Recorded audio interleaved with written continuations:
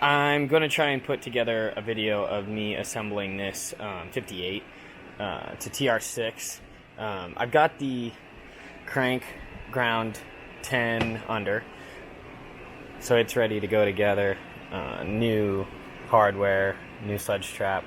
I measured and inspected the rods, and then I broke them down, cleaned them up, so I need to put the new bushings in.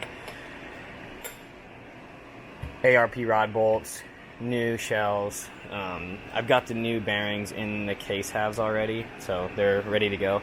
The only thing I had to do that was abnormal on this one is this little spigot here was damaged, so I had to dig the old one out and put a new one in. So that was a little bit of a add-on that I hadn't planned on doing. Didn't film any of the disassembly or any other repairs really.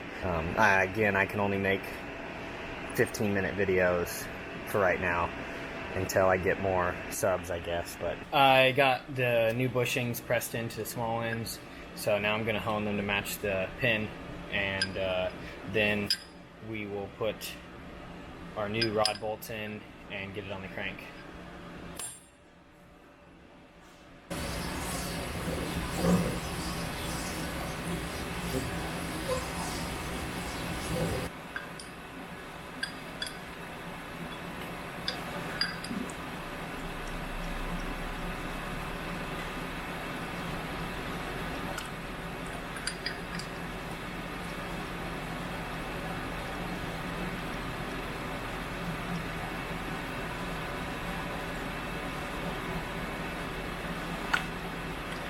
I don't know if you can see that crosshatch in there, but it doesn't matter. It's just fun to look at. Cranks back together. Rods are ready to go. New shells in there. Like I said, this is ground 10 under. I'm going to throw some assembly lube on the shells, and then we will stretch the rod bolts with our gauge. I'll try and show you. I don't know how it's going to look, but we'll give it a try. This is from Dan at Friends and Grub. He sent it to me. So if you get a chance, when you order your engine oil, order yourself some assembly lube. I like it. It's really sticky. Some thick stuff, which is awesome. If you can see it, how slow it runs.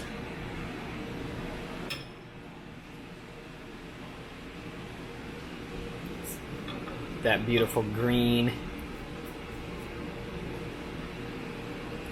Yeah. I don't know if you can see how sticky and runny it is, but I like it.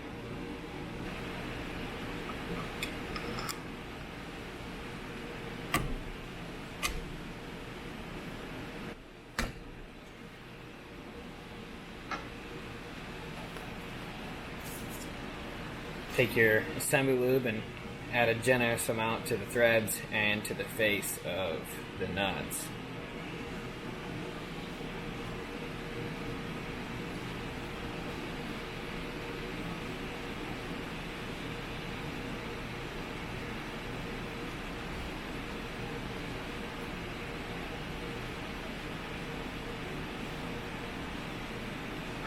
Alright, I'm going to try and frame it in so you can see the stretch as it happens, but no promises on actually being able to see what's going on.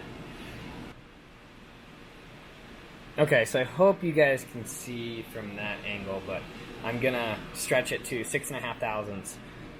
So, like I said, hopefully you can see what's going on here, but we'll find out.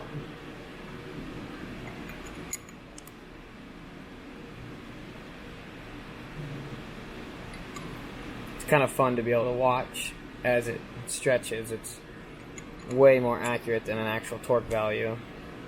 Okay, so a little bit more.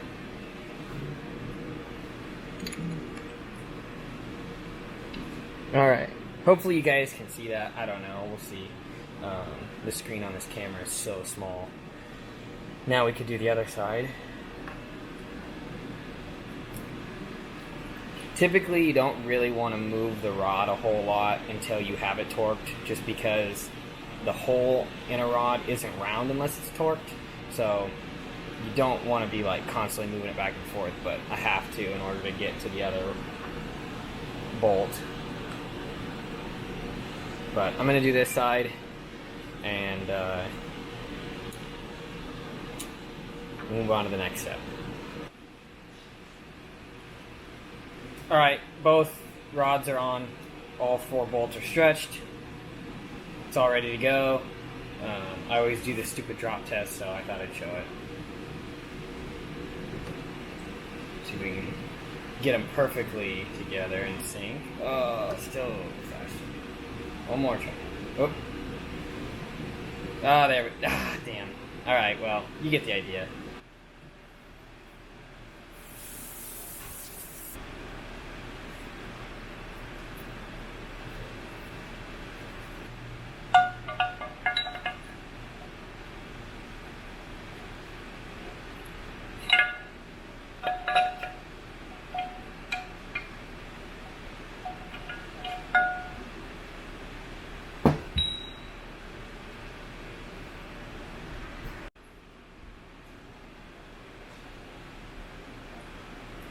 After you've kind of cleaned everything up, if you're at this point,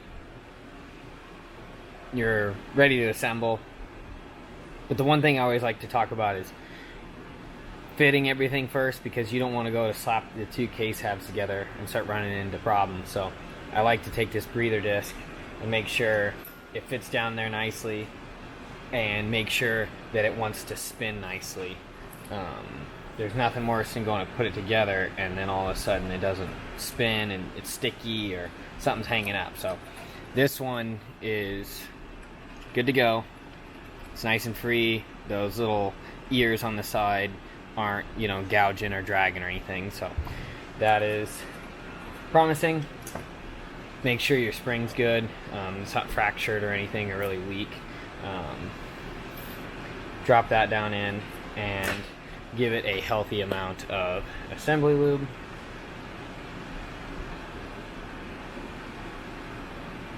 Same with the exhaust side. Make sure it's well coated. And then you're going to test fit the cams. Make sure it spins nicely. That feels good. That feels good. So we know cams on this side are good to go.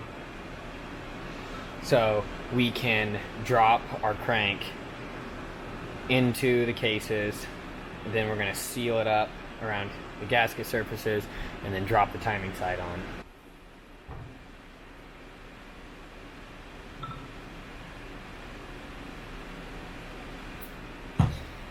Okay, so I'm going to drop the crank in.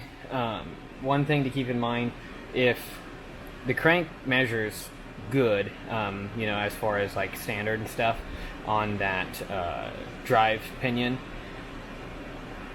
it's going to be kind of snug going on these bearings, which is good, but just be patient. Don't beat the hell out of it trying to get it on. It's a good thing that it's tight, but it just also takes a little extra time to kind of get it seated. So grab your crank and use your web kind of protect the rods. So I'll hold it like this, and then kind of let it find its way. Once you get kind of squared up on it, it should kind of start to fall down on. Okay, so now that you've got that side seated, I forgot I already test fit the bearing on the crank before I put it in the case. It's just kind of something I do in habit. So I know that side is going to go on. It's very tight, again, which is good, but that's already been test fitted. So now I'm going to lube up this end of the cams and a little bit in the crank there while it's sitting at this angle, and then I'm going to blue Hylamar all the way around on the gasket surface, and then we will drop on our timing side.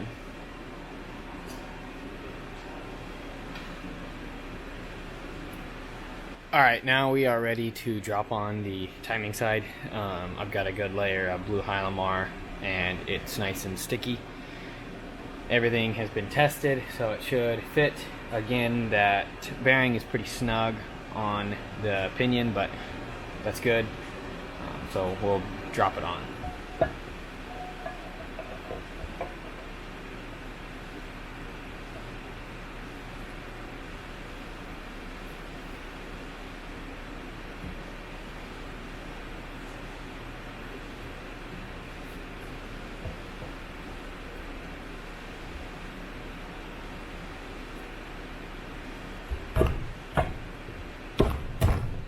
All right, there it's on. Two halves are together. Make sure your crank spins and it's not bound. Pretty free there. Spring's still working on the breather. We got movement on the cam. Same with that one. So super cool and awesome. I will throw some of the hardware into the cases to pull it together and make sure that sealant is really getting the cases airtight, and on to the next step. I'm going to wrap up this video with just getting the cases together. I will start another one and we'll do the timing gears and put the cylinders on and maybe get to the head. But I'm just going to stop this one at this point. I will try and get everything prepped and ready and get another one, but this will be pretty much it. The only things I didn't show you was I use Norton Allen heads down in there. I know everybody always leaves those out, but this isn't my engine, so I can't do that. So I just get the stainless button head Allens that are supposed to be for Norton rocker box spindle caps. I just stick those in there, but that's just a little trick. Other than that, I'll get all the other stuff prepped and ready and then make another video, and hopefully this one's close to 15 minutes, but that's it.